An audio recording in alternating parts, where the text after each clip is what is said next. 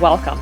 My name is Penny Rosema, and you are listening to the Cookware Manufacturers Association podcast.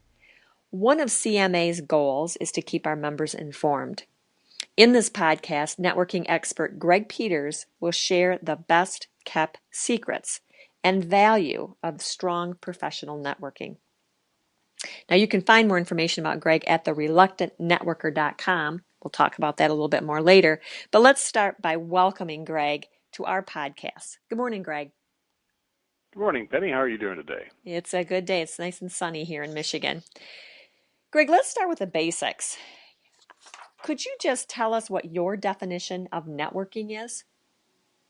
Well, that's a really good question because a lot of people sort of have a misconception that networking is all about sales. They're looking for clients. They're looking to close a sale, and that's a reason that a lot of executives avoid it because they don't seem that they need it. In reality, networking is about developing powerful relationships. A guy that I admire greatly is Bob Berg, who wrote a great book about networking called The Go-Giver. And he said that networking is the process of developing long-term, mutually beneficial, give and take relationships. So it's about making connections, really. The Go-Giver. Sounds like a good book to put on my bookshelf. Oh, it's a fantastic one. I highly recommend it. Now, whether you're a CEO or a young professional aspiring to grow in the organization, what do you recommend they need to understand about networking? Probably the biggest thing they need to understand is that they absolutely need to do it. It's not, almost any other position in a company, they can get by without networking. They don't absolutely need it. They might be less efficient at their jobs, but they can do okay. But executives, they desperately need to create connections. They are often the face of their organization. They need to be connected to their community and their industry, and they don't need it just for the company. They need it for themselves. You see, I've been chatting with a lot of CEOs recently, and one of the things they say is that, in fact, there was a specific one I'm thinking of. She works at a credit union, and she told me when she became CEO, she discovered that everyone wanted to talk to her, and she had no one to talk to. She couldn't. She had to be the leader of the organization, so she couldn't confess her insecurities to anybody else around her. And it wasn't until she had sort of developed her connections with other CEOs in other industries that she had someone with whom that she could actually share the challenges of her job. Wow, that's powerful. Well, then the next logical question here would be what are the best places for networking? Is there one strategy?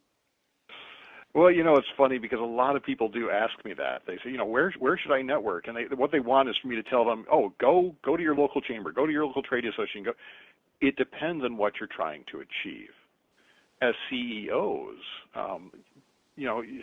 you're already doing some networking because one of the places you want to network is in your own workplace, in your own organization.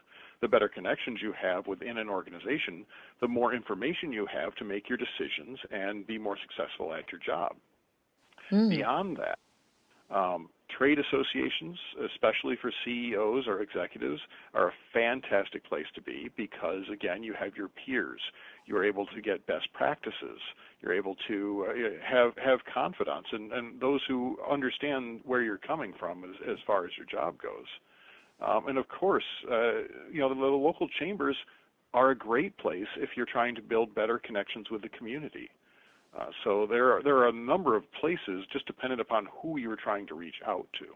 All right, so there's no specific answer. It depends upon, the situation that you're in. And I feel like you've done a great plug for us as a trade association because CMA has conferences both in the fall and the spring, and we try to get in great speakers and have things that are relevant. But I will work hard at reminding people that this is a great place to network. And once they've listened to this podcast, they'll know how to leverage and use that networking skill. So thank you for that plug, Greg. Hey, my pleasure. Anything I can do to help. Yeah. Let's talk about mistakes. whether you're a CEO, let's start there, but even for, novices, are there different mistakes? And if they are, what are they? Or if they're common, tell us about that. Well, it's people make mistakes at different points in their evolution as networkers. At the beginning, they don't realize they need to do it, so their mistake is they're not doing it. Okay. Then the next mistake is usually the focus on a specific end result. For example, they want to make a sale. They want to create a strategic partnership. So that's all they're focusing on. They're focusing on their own benefit, and that can be a challenge because when you start focusing on your own benefit, people sense that. Mm-hmm. And they start feeling a little uncomfortable about being around you because they feel like they're being used. Mm-hmm. Now, it's not necessarily a bad thing to know what you need, but at that point you have to sort of let that go and be more invested in making the connection. Okay. And then probably the biggest one that the CEOs might make if they're already comfortable going out there and making those connections is they don't ask for help. Oh. They think they can do it all on their own. They try to do it all on their own, and they don't ask for help. And that can be for a variety of reasons. A lot of times we feel like if we're asking for help, asking for advice, we're showing ourselves as being weak. Mm. But the funny thing is, I just read an article about this, is that it's counterintuitive, but those who actually ask for advice and ask for help within reason are perceived as being more competent rather than less. Well, isn't that interesting? I thought so. And I can think of a couple of examples where I've been around executive professionals and watched how their questioning worked. And you are right. I do view them as being very bright and above the mark of compared to other CEOs. So that's very interesting. So the biggest mistake is not doing it, and then followed by that is using it for your own benefit instead of seeing the bigger picture. Being invested in the connection is what I heard you say, and then finally asking for advice is a big mistake that people are not aware they're making. For our listeners, we're talking with Greg. He's a networking expert. Greg Peters has a website, thereluctantnetworker.com. He's made it his profession to become an expert in this category and has lots of advice. We're going to talk a little bit later about something he has called the 52 Tips I'm a big fan of. But this is Greg Peters from thereluctantnetworker.com. Check it out if you're finding any of this information valuable so far. Greg, my next question is, how do I get what I need from my network? We got to be careful about being a specific target, but kind of walk me through how I do get what I need. Any suggestions? Well, when you are looking to gain something from your network, it's kind of like a bank account. You have to have been giving all along. Oh. Your network, if you want to think about it kind of as personal friendships, someone you just met, you're probably not going to ask to come over and help you move. Okay, I agree. Your relationship hasn't developed to that point yet. So you need to be aware of those relationships you have developed and that you've built to the point where you feel comfortable asking for help. So that's the big thing right from the start is being aware that you are giving. You have to be of service to your network. Once you've done that, once you've put the effort into the account, so to speak, then you can start making withdrawals. That makes a whole lot of sense. And again, I can think of personal examples where I've been in situations where they've networked with me and helped me on something, and I was, very grateful for it and kind of thinking, wow, why'd they do that? And then somewhere down the road, they reach out. LinkedIn is an example of that for me, where I'll get somebody connecting on LinkedIn asking for something, and we haven't even met or I don't even know them. Do you get questions about that much? Well, people ask, what LinkedIn, believe it, is a great tool. It is a wonderful way of tracking your network and keeping track of them and knowing what's going on in their lives so that you have excuses to be in touch with them. I love it for that purpose. But those who just randomly reach out to connect, it doesn't seem to. It seems a bit like they have some ulterior motives, Mm-hmm. which again, it makes it sort of for lack of a better word, the technical phrase I believe is icky. Yeah. Um, Yeah. And so a lot of times if I'm contacted through LinkedIn, what I'll do is I will respond back to them and I'll say, you know what, I would love to connect with you, but I apologize, I've forgotten where we met. Mm-hmm. Because to me, if I don't know them, they're not really part of my network. I can't make recommendations for them. I really like that. I'm always willing to share a phone call or a coffee so we can learn more about each other. That's how you extend a network, is by personal connection, not just by toting up the numbers, if you will. I get it. Well, my next question, this kind of leads into it, is how do I get started? And I'm hearing one recommendation would not be to just throw out random blast to everybody that you're remotely connected to in LinkedIn. Aside from that, let's talk about the face-to-face connections. How does a person get started if you're listening to this and thinking, I'm really not very good at this? What would you recommend for first steps? Well, here's the thing. Everyone has already started. Mm. Everyone already has connections. They already have people they know. Okay. So start with them. Start with, hey, I was going through my email the other day. I saw your name, and I realized we haven't talked in a while. You can reach out by email that way, or if you want to make a call, that's super. Just call them up. A lot of people have this misconception that networking is all about attending networking events. Okay. Networking events are definitely a part of the networking process. That's how we meet new people. But you don't build strong relationships once a month in a crowded room talking about the weather for 5 minutes. Yeah. You have shared experience. So the first thing you have to do to get started is to understand you are going to build strong relationships by reaching out to people, by following up with those you've already even met. And then once you're starting to talk with them, maybe you can start asking them, who else should I know? Because then you have those personal introductions. When you have those personal introductions, it makes the connections even stronger. So start with a network you already have. Ask for their advice. Ask for the recommendations on who you should be connecting with or where you should be going to connect. Mm. And you'll find it actually goes a lot easier that way. I'm listening to your 52 tips over a couple of different years now, and something comes to mind is that I'm sure I picked up from your 52 tips, and I couldn't tell you which one it was, but about when I'm going to an event or an association, let's talk about trade association, and you join something new. I used to collect a whole bunch of cards, and then I never followed up on any of them. And now I will look specifically for one card, and I'll write on the back of that card something that we had as a link, some common interest. And then my only goal of that event was to follow up with that one card to that one person and create a more lasting relationship. And doing that one card at a time has been very helpful. Am I right? Did that come out of the 52 tips, or just by That one osmosis? doesn't sound familiar to me, so maybe you came up with that one on your own, and I may steal it. Yeah. So. Well, I'm sure I got it somewhere from conversations with you, but yeah. Yeah, well, and this happens to a lot of people as they go to the networking event. They come home with 6 cards, and they Hmm. intend on following up. But if they don't have a process for doing so, then what ends up happening is they end up with a stack of cards on their desk. Okay. So yes, the follow-up is absolutely necessary.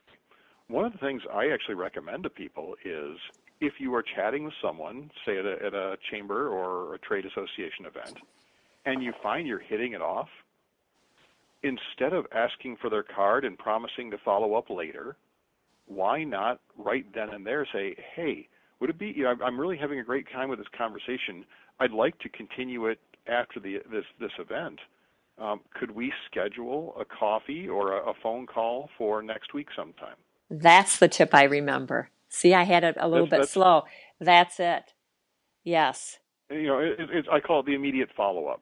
It just makes things so much easier. You don't have to remember to follow up because you already have. I got it. And it's more likely instead of a 4-week break between conversations, you might have a few days or a week, which means that you're still have that good rapport that you've built at the networking event that you can then ride on to make the conversation go more easily. And that is what I like about that is it's so intentional. And I'm Mm-hmm. done. I don't have to have the burden of thinking, well, I'm going to this networking event. I need to do something afterwards. I'm just going there and I did it and I'm kind of a type A person. I can check that off. I've got that next step already accomplished. Uh, Greg, I've talked a couple of times about the 52 networking tips, which is one of my favorite ways to start the day or the week, because they're once a week, if I remember correctly, the 52. Tell us a little bit Yep. about that and how you create them and what a person could expect from them. Well, I know that when I go out and I do a speaking engagement in front of an association or I do a sales training or whatever, one time in front of a group isn't enough to make any significant changes. So I had been in contact with another speaker who had a program called the 52 Speaking Tips, and I just found them to be so valuable. I thought, well, why couldn't I do that same thing for networking? So I had a series of 1.5 to 2 minute recordings, or just literally quick concepts, quick tips about the networking process, and I set them up to be released one a week. Once you sign up, you just start receiving them, and it's just, you get the short recording and a transcript in case it's inappropriate that you play a actual sound in your office setting. Mm-hmm. But it helps people kind of stay on track with what they're trying to achieve with their networking. What I liked about them, or I do like about them, is that they're just these little bite-sized things that I can kind of think about one little short minute a week that I could kind of start to build into my whole process and my whole thought process about networking. So I think they're just fabulous, and I hope you continue to keep offering them out there. Greg, if people wanted more information about networking, if they had lunch and learns or wanted to do a webinar or some other way to reach you, you do author other training or presentations. Just tell us briefly about that.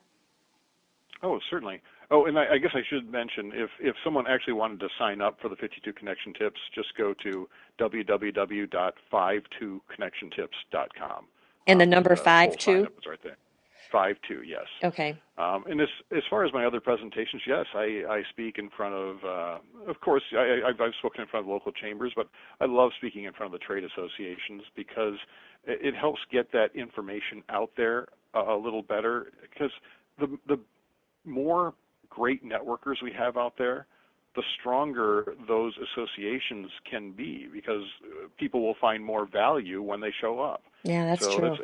it's a great way to be able to help the associations and the individual members of the associations. So yeah, I do presentations like that, and then quite often I'm brought in to present to sales teams or marketing even, because they need to have those skills when they go out and do networking and understand how to be more effective at that networking process.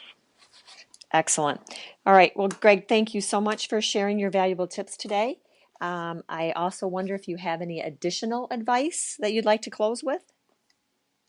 Well, the one thing I would say is sort of the last thought is, remember that when you're out there networking, you're actually building a resource for yourself.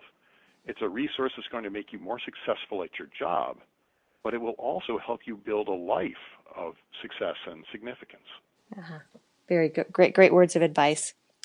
My name is Penny Rosema. We are recording for the Cookware Manufacturers Association.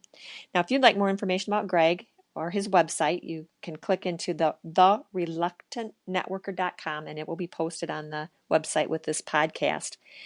And listeners, we need your feedback, so we can continue to keep you informed. Was this audio interview valuable to you? Do you have questions or topics you'd like to suggest for future interviews? Let us know. My email address is prosema@cookware.org. You'll find this podcast and others in the member section of our cookware.org website. Look for the link CMA Podcast. Again, thank you for listening. Enjoy the day.